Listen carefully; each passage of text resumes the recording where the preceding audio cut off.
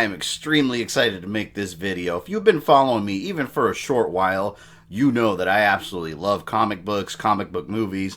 I don't care who made it, Marvel, DC, whatever. And San Diego Comic-Con just happened, Marvel was there, and they unleashed their detailed plans for the next couple of years.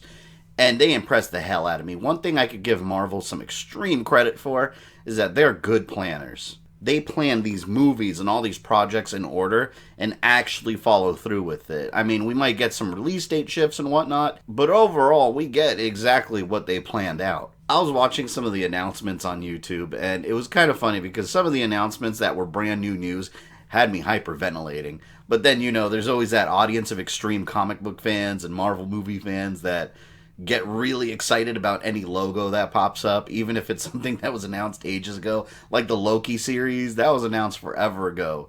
And people were like, oh my god, Loki! Yeah, we've known about that. In today's video, we're going to go over all these detailed plans in order of how Marvel announced them, because it's essentially how they're chronologically going to be released. But I'm not just going to regurgitate everything that everyone else is saying. I'm going to try to give you guys a little bit of comic book knowledge too, because for example, Marvel is with the Eternals. They're going into territory of super obscure characters to the general public. 99% of the people that don't read 100% of the people that don't read comic books will not know who the Eternals are. And even among those that actively do read Marvel comics, maybe 60% won't know who the Eternals are. They're very obscure characters, but they've been around for a long time, so I'm going to dive into the comic books to give you guys kind of an idea of who these characters are and what you can expect to see on screen. So here's all the details and all my opinions from a comic book fan's point of view. The first movie out the gate is Black Widow, May 1st, 2020. This one's no surprise, it's been talked about for a really long time. Set photos have leaked like crazy. We knew about it, and spoiler alert, you know that in Endgame the character Black Widow's dead, and I mean no amount of using magical space gems can bring her back dead. So instead they're doing the prequel route, explaining her past, and explaining the whole Budapest mission, why she has so much red in her ledger, everything. I'm assuming Hawkeye's gonna end up finding her and bring her into S.H.I.E.L.D. by the end or something. So it's taking place well before the first Avengers movie era. Scarlett Johansson's back, of course, and I'm really excited about seeing David Harbour in a starring role. He plays my favorite character in Stranger Things, Hopper. And in the comics, there was a second Black Widow who was sometimes a borderline villain, Yelena Belova. I'm not Russian, so that's probably not pronounced perfectly. She's being adapted into this movie too, and longtime Marvel villain Taskmaster. He basically has like a, I don't know what they call it, like a photo something memory where you remember things just by seeing them. So let's say, for example, he's fighting Captain America. He can recreate Captain America's moves on the fly. He's definitely a really dangerous villain, so it's going to be really cool seeing Black Widow taking him on. And I have some people say it has to be rated R. I don't necessarily agree. I think Black Widow can easily be a PG-13 rating, especially since PG-13 can push the envelope a little right up to an R rating without crossing into R territory. I'll go over later what I think should be rated R. Fall 2020, The Falcon and the Winter Soldier on Disney+.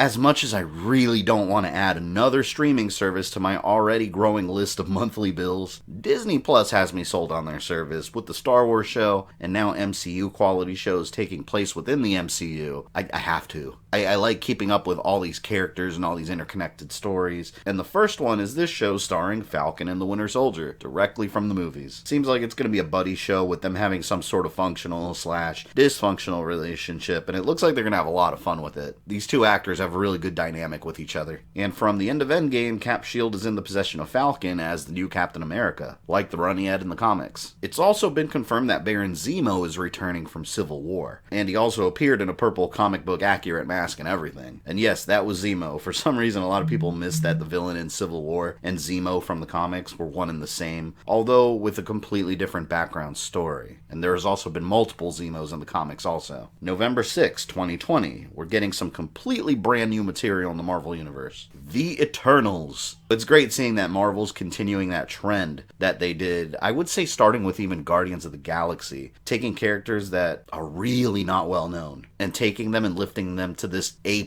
status up there with the likes of Iron Man and Spider-Man and all of them. Summarize the Eternals real briefly, at least very simplified in how they're appearing in the MCU. They're a group of immortal aliens living on Earth for 35,000 years. They've been protecting humanity from an offshoot species known as the Deviants, and they've also been regarded by by some humans in the past as gods. So some of them influenced, for example, the Greek god Mercury, the epic story of Gilgamesh. These were all Eternals. And how'd they get to Earth? They were sent here by the Celestials, which we already have seen in the MCU. You remember that clip in Guardians of the Galaxy where they're explaining the Infinity Stones? And you see this giant robot monster destroying a planet? That was a Celestial. Enormous, ancient, cosmic beings. And in Guardians of the Galaxy 2, Ego, the living planet, also identified himself as a Celestial, Star-Lord's father in the movies. There's not much detail about the actual story that the movie's going to take on, but we did get a reveal of which Celestials we're going to be seeing in the movie. Icarus, who's almost invulnerable. He could shoot lasers from his body, he could regenerate from injuries. Keep in mind, a lot of the Eternals have very similar powers, just general super strength and whatnot, but many of them have very special abilities that are distinct to them. So it's kind of like X-Men in a way, where we're going to be seeing a group of heroes, all with a variety of different abilities. And then we've got Kingo, who's really strong, just like all the Eternals are, but he's also learned the ways of the samurai in 16th century Japan. So he's usually putting aside his Eternal abilities to use his samurai skills instead. Makari, who I assume is going to be replacing the Quicksilver figure in this universe, since Quicksilver, of course, did die in Age of Ultron. His specialty is also super speed, and he can do basically what every speedster in comic books can do. He can run real fast, create tornadoes, those kind of things. Phastos is another Eternal. He's the weaponsmith of the Eternals, creating all sorts of weapons and inventions. Also, going back to X-Men again, he's also very similar to Forge. Forge is the X-Men that he's just really good with technology and builds all kind of craziness. So he's basically the Forge of the Eternals. Ajax, also known as Ajax, an Eternal that can teleport and shoot balls of fire. Keep in mind, I don't know if the movies are going to represent the same powers as in the comics, so they may change that up a bit. He also fought in the Trojan War, hence the name Ajax. But it looks like there is a little bit of a gender swap in here. He is being played by Salma Hayek, so now he has become a she. Sprite is also in the movie, really old, just like the rest of them, but Sprite doesn't age,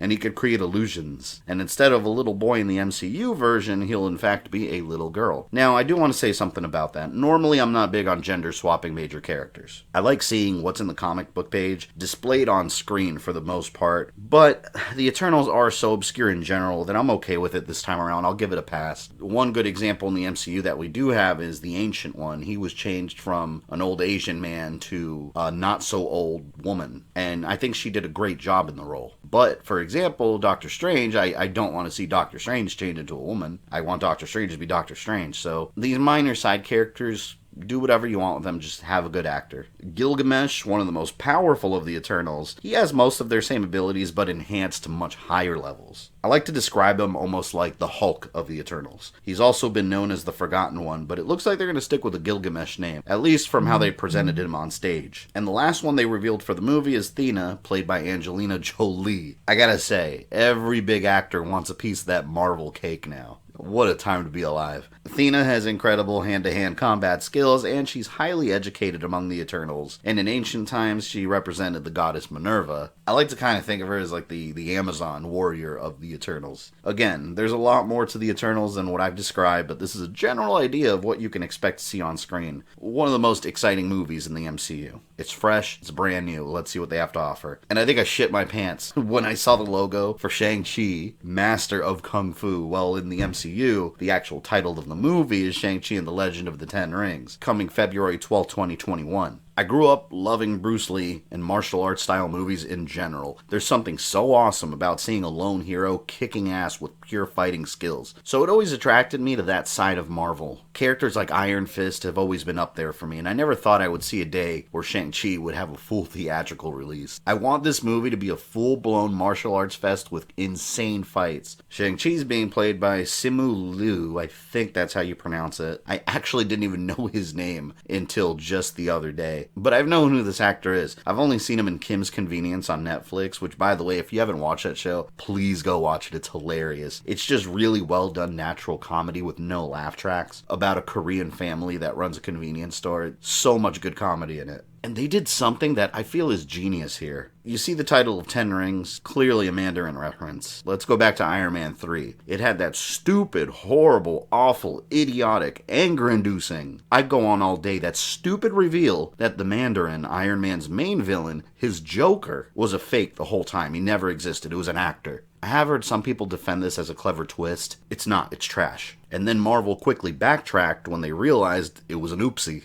In 2014, they made a short that was included in the Thor the Dark World Blu-ray that reveals that the Mandarin is a real figure in the MCU, and he was beyond pissed that someone was using his name. While the real Mandarin is now the villain in this movie, played by Tony Leung. The reason I think this is a great move is that they took a major Iron Man villain, destroyed him completely, and now they're using Shang-Chi to fix a mistake. And Mandarin's always been traditionally an Asian character, now he's being inserted into Marvel's Asian martial arts movie. I absolutely love this idea. And on top of that, Shang-Chi doesn't really have any well-known, notable rogues gallery of his own, so having a well-known villain is really going to help the movie. Another show coming to Disney Plus is Wanda Vision in spring 2021, starring Scarlet Witch and the Vision. They didn't share much details on the storyline, but they did say it's going to be really weird, which makes sense since Scarlet Witch's powers are already really weird. She's got these crazy reality-altering abilities that in the comics she does struggle to keep under control at times. She's lost control and created alternate worlds,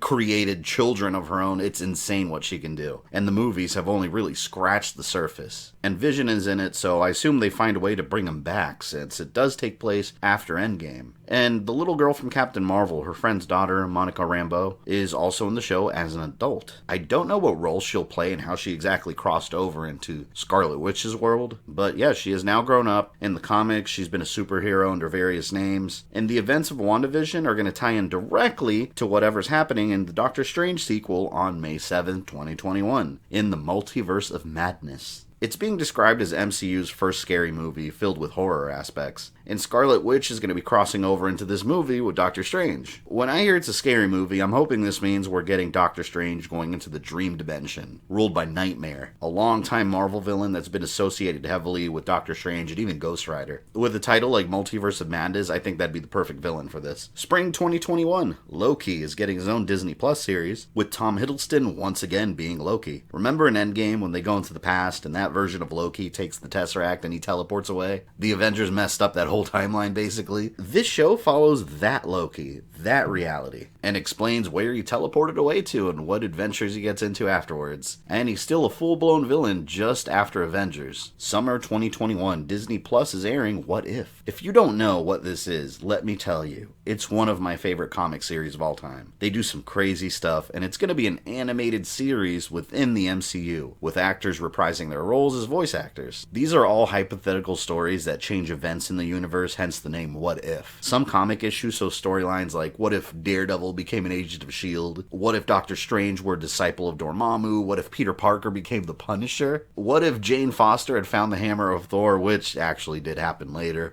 More on that soon. What If is going to be so cool. I can't wait for this one. Fall 2021, Hawkeye the series on Disney Plus. You guys know Hawkeye is my favorite Avenger. Take your hate and move along. The heart of the series is showing what it's like to be a superhero without powers in a world full of superpowered beings. And if you haven't read the standalone series, please do it. It's likely going to take a lot of inspiration from it, and it's really damn good, showing his everyday normal life when he's not being an Avenger. And in the series, he's training Kate Bishop, another character from the comics that also took on the mantle of Hawkeye, which I assume she'll be used so Jeremy Renner can retire from his role, and the MCU can still have a Hawkeye in the future, alongside a possible Young Avengers movie. One thing that's important to keep in mind, in comic books, characters don't age, for the most part. Hawkeye is Hawkeye just forever, and he always looks like in his early to mid-30s. These actors age, they move on to other projects, so, they can't play the same character forever. So it's only natural that we see other characters take on different mantles in the movies. November 5th, 2021, Thor Love and Thunder. This one I've got mixed feelings on. I love that He-Man looking logo, by the way. Very 80s toy commercial. I love it. Last time we saw Asgard, Thor left it behind in the hands of Valkyrie as the ruler now. He went off with the Guardians of the Galaxy. Not much plot details for Love and Thunder were given, but this does include one of my least favorite comic book storylines of all time. Jane Foster, Natalie Portman's character, becoming the new Thor. I hated the storyline in the comics, but I'll give it a chance because if anyone can make it good, it's the MCU. Also, I do have this rule that if it was a comic book storyline, it's okay to try it in the movies even if it sucked. I know Jane Foster Thor has a very passionate fan base. There are a lot of people out there that did really love that storyline. I'm not one of them. I really didn't care for it. What I find to be really good news about this is that the director from Thor Ragnarok is back, and I absolutely love Thor Ragnarok. It's one of my favorite Marvel movies. It's my favorite Thor movie. So like I said, I'll absolutely give it a chance. And the final movie that literally made me jump out of my seat, Blade. Blade is back. Now, we're not going to see him for a while. They did say he's part of Phase 5 or later. All we know is that it is happening eventually now. So we might not possibly see him till like 2022 at least. And the guy that played Cottonmouth in Luke Cage is playing Blade. This is solid casting. He's an amazing actor. And this is the movie that needs to be rated R. You do Blade, you need tons of blood and a very dark, gritty movie. Please, Marvel, make this one rated R. People will pay to go see it. And another thing I want to address, I hear so many people complaining that Wesley Snipes isn't Blade again. Guys, it's okay. He was an amazing Blade. He embodied the character just as well as Hugh Jackman embodied Wolverine. But Wesley Snipes already had his time in the role. This is a whole reboot of the character within a different universe completely. Wesley Snipes is reaching his 60s. They need someone that years from now, possibly a decade from now, could continue playing the character in sequels and team-up movies, whatever the case may be. So eventually what? You're going to have a Blade reaching his mid-60s to 70s? If you don't watch it because no Wesley Snipes, you're really going to be missing out on a great actor taking the role. And that was the end of the main reveals, but they did mention Guardians of the Galaxy 3, Black Panther 2, Captain Marvel 2, and Fantastic Four and X-Men are officially announced as coming to the MCU. We don't know anything about it yet, we don't know how they're coming, but sometime after all of this. It's absolutely beautiful. You know, I'm also hoping that the Inhumans get another shot in the future and get rebooted in the MCU. The Inhumans are an amazing cast of characters that are one of the cornerstones of the Marvel Comics, and they really do deserve to be one of the cornerstones of the MCU, especially King Black Bolt. The ABC show they made was seriously one of the worst things that ever came out of Marvel. It was completely awful. So let's just pretend that never happened and go ahead and reboot them in like Phase 5 and up.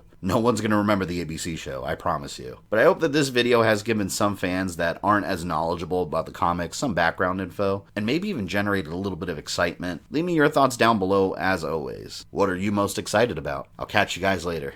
If you enjoyed this video, don't forget to smash that like button with all of your strength. Make sure you subscribe and click the bell so you don't miss any new content. You can follow me on social media or go into my community tab for updates. And for as little as $1 a month, you can support the channel directly on Patreon. This is Fabian, I love you guys, and I'll see you next time.